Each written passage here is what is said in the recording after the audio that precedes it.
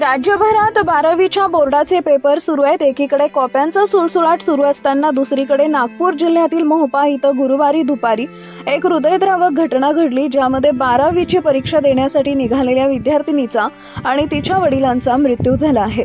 मोहोपा गावातील रहिवासी सुभाष केशव भिवनकर हे आपली मुलगी तन्वी आणि तिची मैत्रीण वंशिका नरुळे यांना घेऊन दुचाकीनं उमरेडमधील परीक्षा केंद्राकडे जात होते। मात्र वाटेतच काळानं घाला घातल्यानं या कुटुंबावर दुःखाचा डोंगर कोसळलाय। उमरेड पोलीस स्टेशनच्या हद्दीतील MIDC पुलाजवळ हा अपघात घडला। सकाळी 10:30च्या सुमारास हा अपघात झाला। विरुद्ध दिशेने येणाऱ्या एका भरधाव ट्रकनं दुचाकीला समोरून जोरदार धडक दिली। ही धडक इतकी भीषण होती की दुचाकीचा चक्काचूर झाला।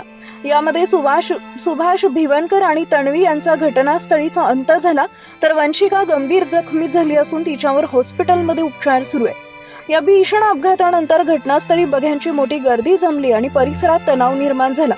संतप्त झालेल्या नागरिकांनी ट्रक चालक प्रफुल्ल दशरथ भोयर याला पकडून बेदम मारहाण केली आहे। एवढंच नाही तर संतापलेल्या जमावानं ट्रकच्या केबिनला आग लावून आपला रोष व्यक्त केला। एका तरुण विद्यार्थिनीचा परीक्षेला जातानाच असा अंत झाल्यानं संपूर्ण मोहोपा गावात एकच शोककळा पसरली आहे।